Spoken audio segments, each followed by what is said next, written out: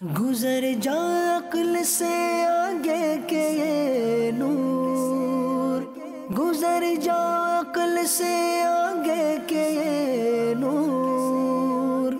चराग़े राह है मंजिल नहीं है, चराग़े राह है मंजिल नहीं है। अल्हम्दुलिल्लाहि रब्बिल आलमीन वस्सलातु वस्सलामु अला सय्यिदिल अंबियाइ वल मुरसलीन अम्मा बाद फ़अऊज़ु बिल्लाहि मिनश शैतानिर रजीम बिस्मिल्लाहिर रहमानिर रहीम। अस्सलातु वस्सलामु अलैका या रसूलल्लाह व अला आलिका व अस्हाबिका या हबीबल्लाह। अस्सलातु वस्सलामु अलैका या नबियल्लाह व अला आलिका व अस्हाबिका या नूरल्लाह। मदनी चैनल के नाज़रीन, सिलसिला अकल वालों के वाक़यात में खुश आमदीद। सबसे पहले दुरूद पाक की फजीलत शामिल करते हैं। अल कौल बदी में है, शेख अहमद बिन मंसूर रहमतुल्लाहि ताला अलैह के इंतकाल के बाद किसी ने उनको ख्वाब में देखा कि वो मोतियों वाला ताज पहनकर शराज की जमा मस्जिद के मेहराब में खड़े हैं। ख्वाब देखने वाले ने पूछा कि मा फ़अल अल्लाह बिका, यानी अल्लाह तबारक व तआला ने आपके साथ क्या मामला फरमाया। तो शेख अहमद बिन मंसूर रहमतुल्लाहि ताला अलैह फरमाने लगे, अल्लाह तबारक व तआला ने मुझे बख्श दिया और मुझे मोतियों वाला ताज पहनाया और मुझे जन्नत में दाखिला अता फरमाया। ख्वाब देखने वाले ने पूछा किस सबब से, कहने लगे कि अल्लाह तबारक व तआला ने फरमाया कि तुम दुनिया में मेरे महबूब करीम सल्लल्लाहु ताला अलैहि वसल्लम पर कसरत के साथ दुरूद व सलाम पढ़ा करते थे, बस ये अमल काम आ गया और अल्लाह तबारक व तआला ने मुझे बख्श दिया। सल्लु अलल हबीब सल्लल्लाहु ताला अला मुहम्मद सल्लल्लाहु अलैहि वसल्लम। सलातु व सलाम अलैका या सय्यदी या रसूल अल्लाह। मदनी चैनल के नाजरीन, अकल वालों के वाक़यात में इस बात को भी हम ज़रा गौर से देखें कि अक्लमंद आदमी हमेशा अपनी नीयत को ठीक रखता है, दुरुस्त रखता है। वो नीयत के अंदर किसी किस्म का बिगाड़ नहीं चाहता, किसी किस्म की नीयत के अंदर फतूर नहीं लाता। कि बस औक़ात नीयत के अंदर फतूर होता है जिसकी वजह से उसके बहुत सारे काम दुनिया के अंदर रुक जाते हैं, जिसको कहते हैं नीयत नेक मंजिल आसान और नीयत में ख़तरा झोली में पत्थरा। तो जब नीयत अच्छी होती है तो फिर बंदे के बहुत सारे काम बढ़ते ही चले जाते हैं, होते चले जाते हैं। अक्लमंद आदमी हमेशा अपनी नीयत को ठीक करता है। हम सिलसिले के करने के अंदर भी अच्छी अच्छी नीयतें करते हैं और आप भी मदनी चैनल देखने में और सिलसिला देखने में अच्छी अच्छी नीयतें कर लें, इंशाअल्लाहुल अज़ीज़ इसकी बरकतें हमें हासिल होंगी। ईरान का जो बादशाह हुआ करता था उसे किसरा कहा जाता था।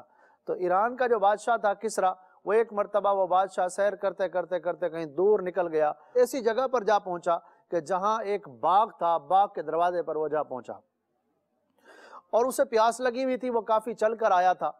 जैसे ही वो वहां पर पहुंचा, बाग के वहां जो मौजूद थे उसे पानी तलब किया तो पता चला बाग के अंदर एक छोटी सी बच्ची नन्ही मुन्नी सी मौजूद है। वो उसने बादशाह ने पानी मांगा। थोड़ी देर बाद बच्ची एक ठंडा मीठा बेहतरीन किस्म का गन्ने का रस उसने ला कर दिया। बादशाह ने गन्ने का रस जैसे पिया, बड़ा ही प्यारा, बड़ा ही लजीज और मीठा रस उसे लगा। तो बादशाह कहने लगा कि बच्ची, तुमने ये रस कैसे निकाला।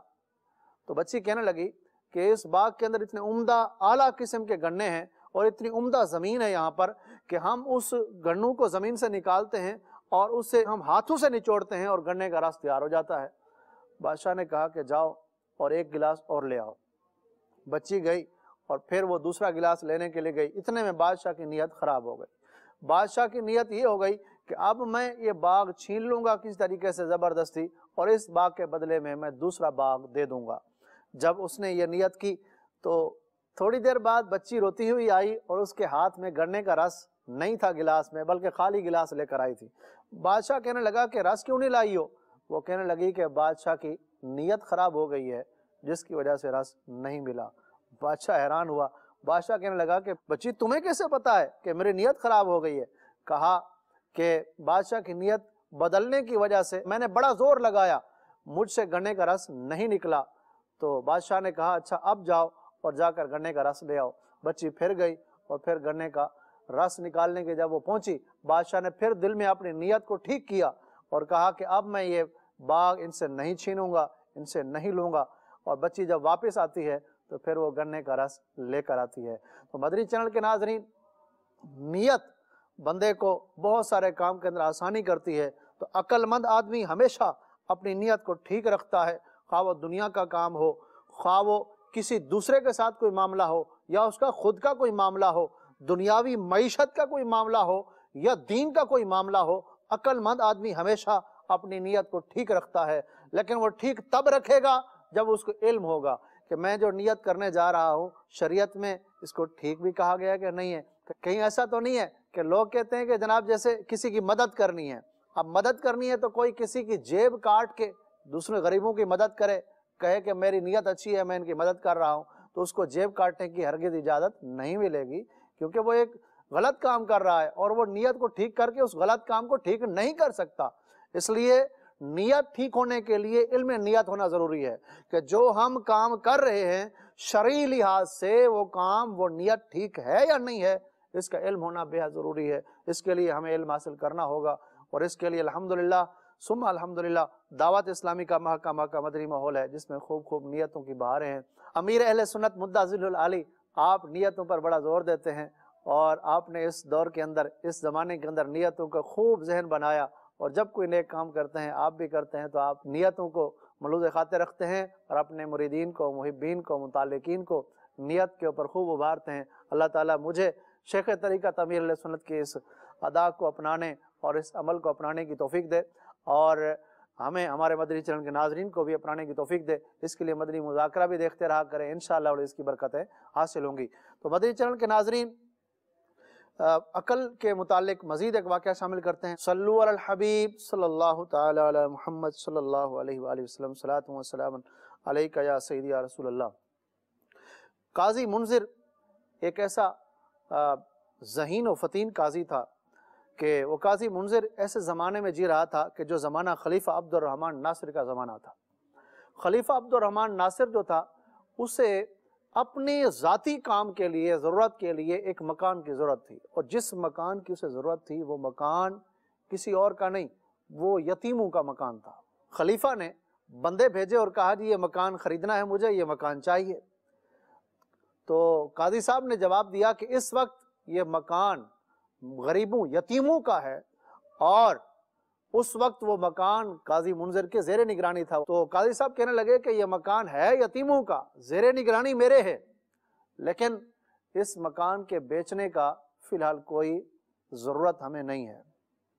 ہاں 3 وجہ سے یتیم کا مال بیچا جا سکتا ہے، اگر وہ 3 شرطیں پائی جا رہی ہیں تو بالکل مکان بک سکتا ہے، اس کے علاوہ کوئی صورت نہیں ہے مکان بکنے کی۔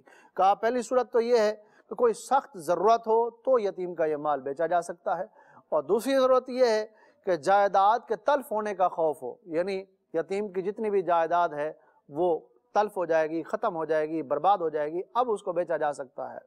اور تیسری صورت یہ ہے کہ یتیم کے مال کو اس وقت بیچا جا سکتا ہے کہ جب یہ پتہ ہو کہ اس کی قیمت کئی گنا دگنی ملتی ہے اور اس میں یتیموں کا فائدہ ہے، اور اس وقت خلیفہ جو مکان لینا چاہتا ہے ان تینوں شرطوں میں سے کوئی چیز بھی نہیں پائی جاتی، لہٰذا یہ مکان ہم نہیں بیچ سکتے۔ قاضی منذر نے جب یہ جواب دیا، وہ لوگ جو خلیفہ کے تھے وہ واپس چلے گئے۔ قاضی صاحب کو خیال آیا کہ کہیں ایسا نہ ہو یہ بادشاہ، یہ خلیفہ زبردستی مکان جو یتیموں کا ہے اس پر قبضہ نہ کر لے۔ قاضی منذر نے کیا کیا، ذہانت سے، ذہن سے خوب کام کیا۔ قاضی صاحب نے فوراً ہی جو مکان تھا اسے ڈھانے کا حکم دے دیا، اس مکان کو توڑ دیا جائے، ختم کر دیا جائے، ڈھا دیا جائے۔ اس مکان کو توڑ دیا گیا، ڈھا دیا گیا۔ اب جب وہ مکان ختم ہو گیا، ڈھا دیا گیا، تو پھر وہی جگہ جو پلاٹ تھا، خالی جگہ تھی یتیموں کی، وہی جگہ خلیفہ کے بندوں نے دگنی قیمت میں خریدا۔ جب وہ خرید لیا گیا اور یتیموں کا فائدہ ہوا، خلیفہ کی آپس میں قاضی کی ملاقات ہوتی ہے تو خلیفہ پوچھتا ہے قاضی سے کہ آپ نے وہ مکان جو بیچا تھا، وہ بیچنے سے پہلے آپ نے وہ جگہ، وہ مکان جو تھا آپ نے توڑا کیوں ہے؟ جگہ ہم نے خریدی ہے لیکن آپ نے مکان کیوں توڑا ہے، اس کی وجہ کیا ہے؟ تو قاضی صاحب فرمانے لگے اس کی وجہ، اس وقت میرے ذہن میں قرآن کریم سورہ کہف کی ایک آیت کریمہ تھی، وہ آیت کریمہ قرآن کریم میں موجود ہے۔ موسیٰ علیہ السلام، حضرت خضر علیہ السلام کا واقعہ قرآن کریم میں موجود ہے، اس کی طرف ایک اشارہ ہے کہ حضرت خضر علیہ السلام نے جو 3 کام کیے تھے ان میں سے ایک کام کی طرف اشارہ ہے، قرآن کریم میں موجود ہے۔ آیت کریمہ کے ترجمے کا مفہوم یہ ہے کہ یہ جو کشتی ہے جس میں ہم سفر کر رہے ہیں، موسیٰ علیہ السلام اور خضر علیہ السلام سفر کر رہے تھے، تو یہ کشتی جو صحیح سلامت تھی، نئی کشتی تھی، اس کا ایک تختہ خضر علیہ السلام نے توڑ دیا تھا، اور وہ در حقیقت جو کشتی تھی وہ 2 یتیموں کی تھی، اور اس دریا کے دوسری پار ایک بادشاہ رہا کرتا تھا جو بڑا ظالم تھا، اور وہ جو بھی نئی کشتی دیکھتا تھا وہ اس کو چھین لیتا تھا۔ تو جب وہ عیب دار ہو گئی کشتی تو وہ اس کو چھینے گا نہیں، یتیم کا مال سلامت رہے گا۔ تو قاضی صاحب نے جب یہ آیت پڑھی اور خلیفہ کو کہا کہ میں نے اس وجہ سے وہ مکان ڈھایا تھا، کہیں ایسا نہ ہو کہ تم وہ مکان چھین لو، جو یتیم ہے ان کا نقصان ہو جائے۔ تو اس واقعے سے قاضی صاحب کی ذہانت بھی پتہ چلی، اور یہ بھی پتہ چلا کہ عقل مند آدمی کسی سے ڈرا نہیں کرتا، وہ کسی خلیفے سے، کسی بھی بڑے بادشاہ سے ڈرا نہیں کرتا۔ عقل مند آدمی ہمیشہ اپنے پاک پروردگار سے ڈرا کرتا ہے، اللہ تبارک و تعالیٰ کا خوف اس کے دل میں ہوا کرتا ہے، وہ کسی کے روب میں نہیں آتا، بلکہ ہمیشہ حق بات کہتا ہے، عدل کرتا ہے، اور اس عدل کی وجہ سے اس کی عزت بھی بڑھتی ہے۔ اور پھر کیا ہوا کہ خلیفہ قاضی منذر کا بہت ادب کرتا تھا، عزت کرتا تھا، اور اس سے یہ بھی پتہ چلا کہ خلیفہ کے دل میں بھی کوئی کسی قسم کی کوئی بد دیانتی کی نیت نہیں تھی، اور قاضی منذر کے دل میں تو بالکل ہی نہیں تھی۔ ایک اور واقعہ شامل کرتے ہیں، صلو علی الحبیب صلی اللہ تعالی علی محمد صلی اللہ علیہ وآلہ وسلم۔ خلیفہ منصور عباسی کا زمانہ تھا کہ ان کے زمانے میں ایک شخص ان کی بارگاہ میں آتا ہے اور کہتا ہے کہ حضور آپ کی بارگاہ میں ایک مقدمہ لایا ہوں، آپ عدل فرمائیں، انصاف فرمائیں، میرا حق مجھے دلائیں، اور اس سے پہلے کہ میں اپنی فریاد آپ کو سناؤں یا کوئی مثال دوں آپ کو، کوئی مثال سناؤں، تو خلیفہ کہنے لگا کہ آپ مجھے کوئی مثال سنائیں، اس کے بعد اپنا مقدمہ پیش کریں۔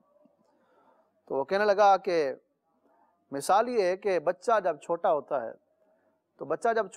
تو اس کو جب کوئی پریشانی لاحق ہوتی ہے، چھوٹا دودھ پیتا بچہ، جب اس کو کوئی پریشانی لاحق ہوتی ہے تو وہ اپنی ماں سے فریاد کرتا ہے، اور اس کی ماں ہی سب سے بڑھ کر اس کی مددگار ہوتی ہے، وہ ماں سے فریاد کرتا ہے۔ اور پھر جب تھوڑا سا بڑا ہوتا ہے تو پھر وہ بچہ اپنی فریاد باپ سے کرتا ہے، وہ یہ سمجھتا ہے بچہ کہ میرا باپ ہی طاقتور ہے، اور وہ اپنی شکایت جو بھی ہوتی ہے وہ باپ سے کہتا ہے۔ اور پھر تھوڑا جب اور ہوش سنبھالتا ہے، وہ جوان ہوتا ہے، تو پھر وہ اپنا جو بھی مقدمہ ہوتا ہے اس مقدمے کو، اس شکایت کو وہ سلطان کے پاس لے جاتا ہے۔ جو سلطان ہوتا ہے لوگوں کے درمیان کہ جو سلطنت جس کے قبضے میں ہوتی ہے، اس کی بارگاہ میں وہ فریاد کرتا ہے، اور وہ اس کی عقل یہ کہتی ہے کہ یہ طاقتور ہے۔ اور پھر ایک وقت آتا ہے کہ جب وہ کہتا ہے کہ سلطان سے بھی حق نہیں مل رہا، پھر اس کی عقل اس کی رہنمائی کرتی ہے، اور وہ اس کو پھر حاکم کی طرف لے جاتا ہے کہ حاکم ہے، اس کے دربار میں فیصلے ہوتے ہیں، میں اس سے فریاد کروں۔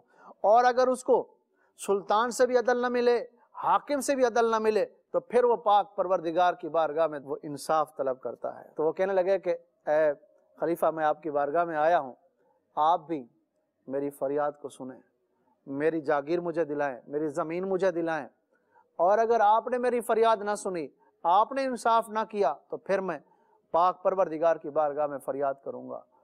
تو جو خلیفہ تھا وہ کہنے لگا کہ ضرور ہم انصاف کریں گے۔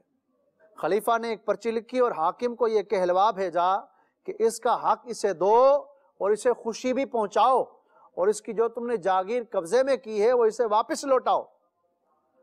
مدنی چینل کے ناظرین، کسی کی زمین پر قبضہ کرنا انتہائی برا ہے۔ آج بندے کے پاس تھوڑی سی طاقت آ جاتی ہے، وہ جس کی مرضی وہ دبا لیتا ہے۔ ایک بالش زمین، لوگ تو بڑی بڑی زمینیں کھا جاتے ہیں، دوسروں کے پلاٹ پی جاتے ہیں، پتہ بھی نہیں چلتا، ڈکار تک نہیں لیتے۔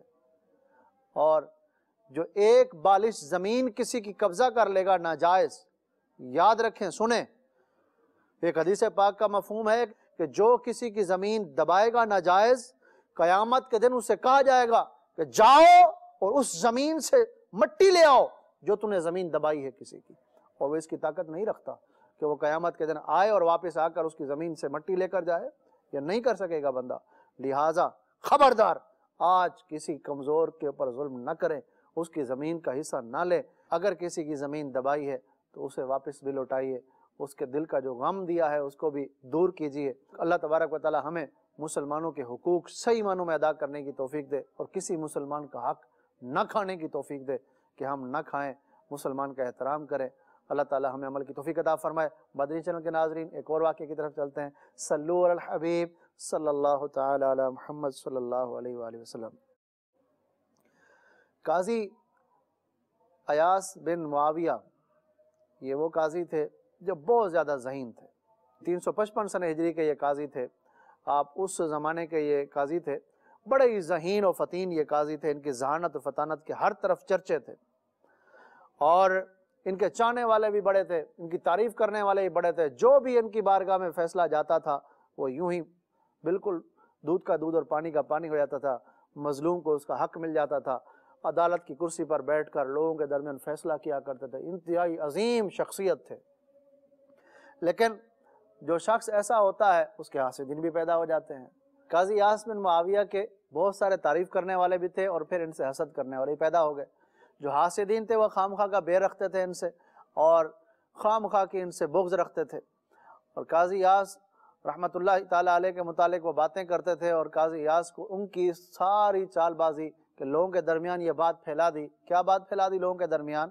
کہ قاضی یاس جو ہے وہ فیصلے کے اندر توقف نہیں کرتے، سوچتے نہیں ہیں، بلکہ بہت زیادہ جلدی فیصلہ سنا دیتے ہیں، بہت زیادہ جلدی فیصلہ کر لیتے ہیں، اور یہ ایک فیصلے کے لحاظ سے اچھا کام نہیں ہے۔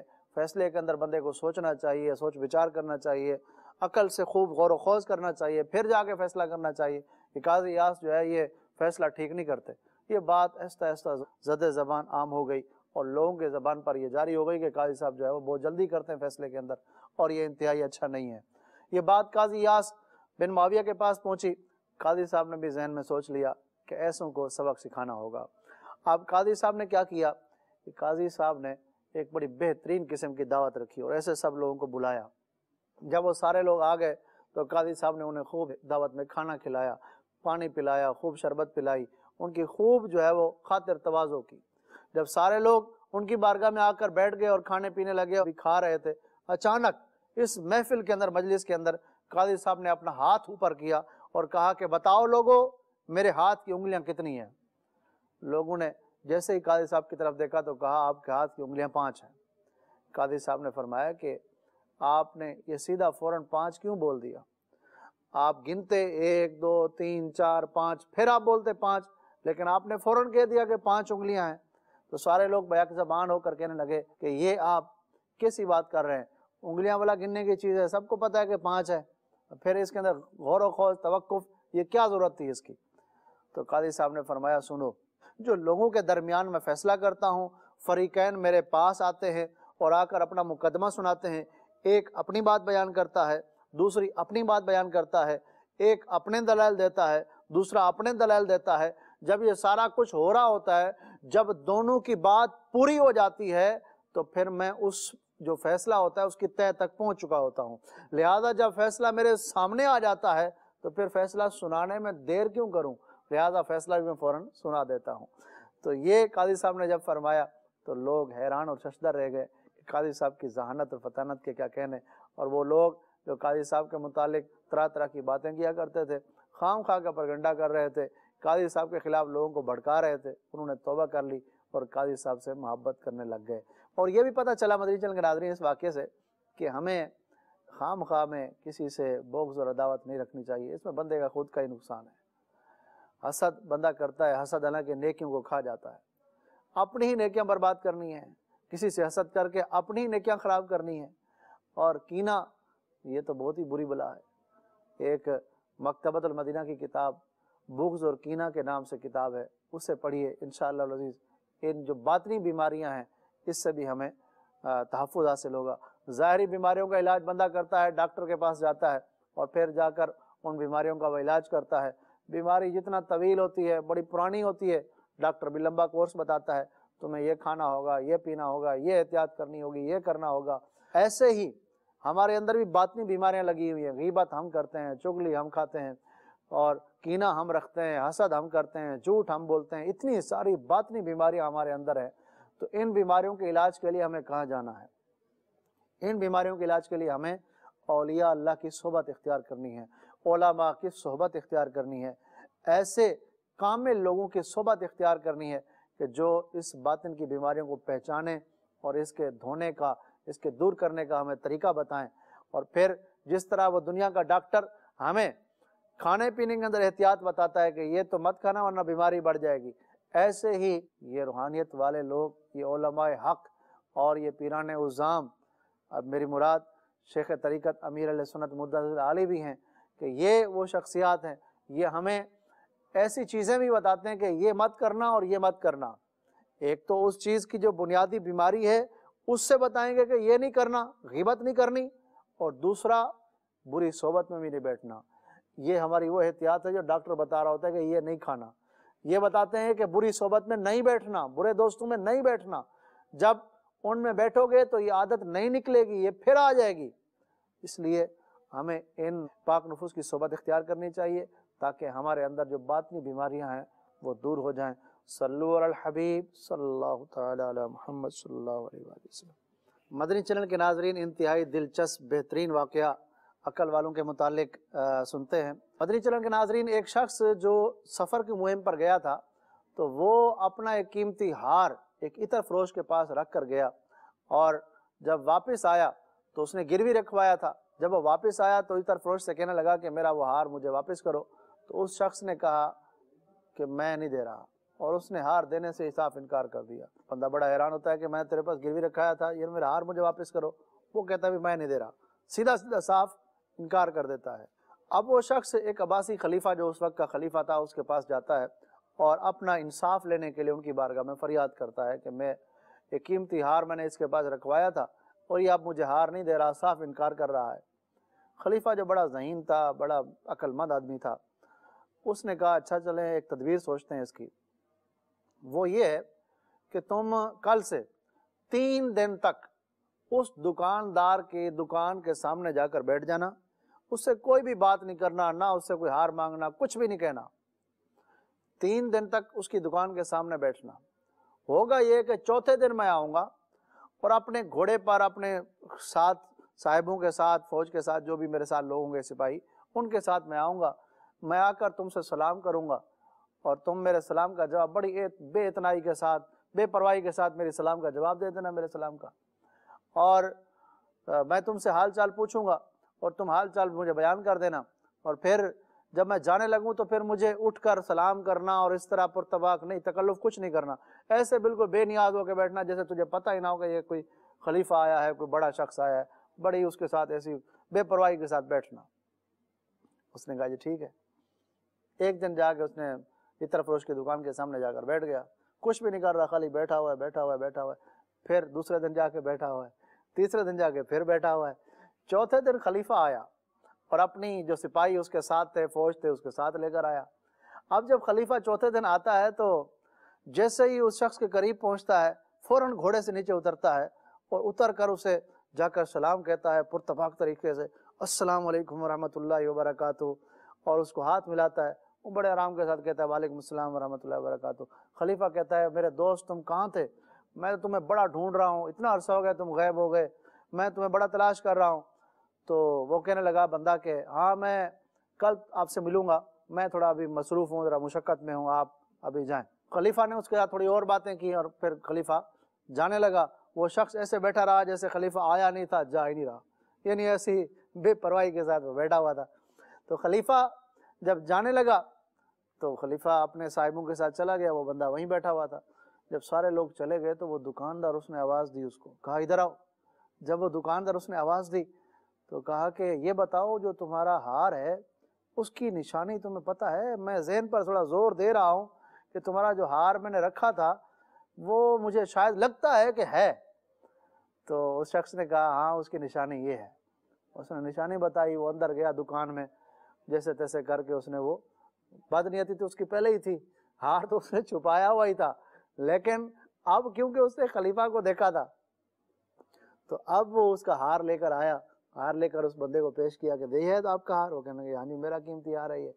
वो शख्स उस हार को लेकर खलीफा के पास गया तो खलीफा ने जब हार देखा तो उस इतर फरोश को बुलाया और बुला करके उसकी बददियानती की उसे सजा दी और इस तरह उस शख्स का हार उसे मिल गया। यानी वो जो बंदा था इतर फरोश, वो डर गया कि ये बंदा, इसके पास खलीफा वक्त मिलने के लिए आया हुआ है, ये तो कोई आला बंदा है, ये तो कोई ऐसा पहुंचा हुआ बंदा है, ये तो पता नहीं मेरी दुकान को ही कल्टी ना करा दे, ये तो मेरी दुकान का ही सत्यानाश ना कर दे। ऐसे ही इसका हार चुप करके इसको वापस दे दो, कहीं ऐसा ना हो कि ये मसला कर दे और ये खलीफा को मेरी शिकायत कर दे और फिर मसला कुछ का कुछ हो जाए। इसलिए उसने गनीमत यही समझा कि इसका हार इसे वापस कर दिया जाए।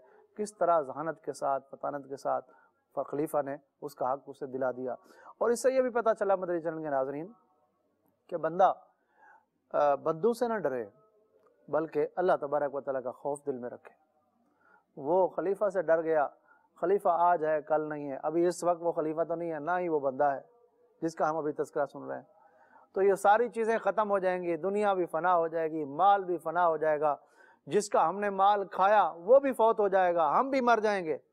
لیکن جو ہم نے بددیانتی کی ہے، کسی کا مال دبایا ہے، کسی کا مال کھایا ہے، یہ ناحق جو چیز ہم نے دبائی کسی مسلمان کی، یہ ہمارے عمل میں لکھی جائے گی اور قیامت کے دن اس کا بدلہ چکانا پڑے گا، ایک ایک پائی کا حساب دینا پڑے گا۔ ہماری کیا حالت ہے؟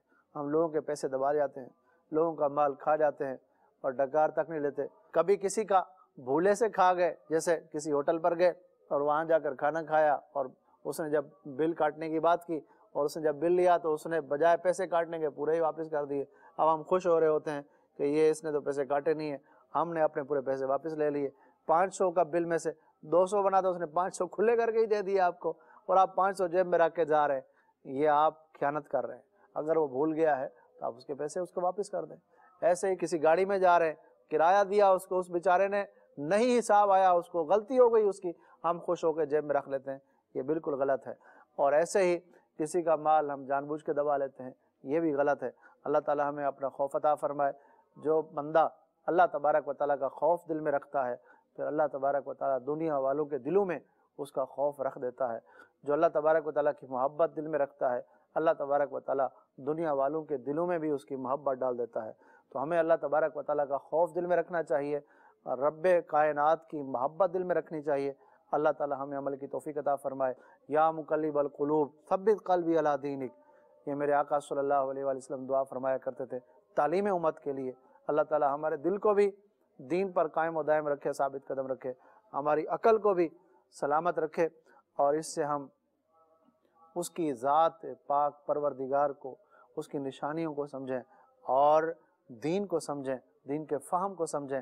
اور یہ بھی پتہ چلا مدنی چینل کے ناظرین کہ یہ جو ہمارے اسلاف تھے، یہ جو لوگ تھے، یہ دیندار لوگ تھے، یہ جو ہم آپ کو واقعات سناتے ہیں، اس سے پتہ چلا کہ یہ ایسے لوگ تھے جو قرآن کریم کے پڑھنے والے تھے، احادیث کے پڑھنے والے تھے، صحابہ کی زندگیوں کو پڑھنے والے تھے۔ ہم انشاءاللہ العزیز صحابہ کی زندگیوں سے بھی ایسے پیارے پیارے واقعات آپ کو سنائیں گے جو عقل کے متعلق ہیں۔ گزشتہ سلسلوں میں بھی سیدنا مولا علی سیرت کے متعلق عرض کیا تھا، اور انشاءاللہ مزید آنے والے سلسلوں میں بھی صحابہ کرام علیہ رضوان کی زندگیوں میں سے ایسے پیارے پیارے سنہرے واقعات، اولیاء کرام کی زندگیوں سے، علماء کرام، علماء حق کی زندگیوں سے ایسے پیارے پیارے واقعات جو عقل پر مشتمل ہیں، وہ انشاءاللہ سنائیں گے۔ مدنی چینل دیکھتے رہیے۔ اللہ تعالیٰ ہمیں عمل کی توفیق عطا فرمائے۔ صلو علی الحبیب صلی اللہ تعالی علی محمد صلی اللہ علیہ وسلم۔ گزر جا عقل سے آگے کے یہ نور، گزر جا عقل سے آگے کے یہ نور، چراغ راہ ہے منزل نہیں ہے، چراغ راہ ہے منزل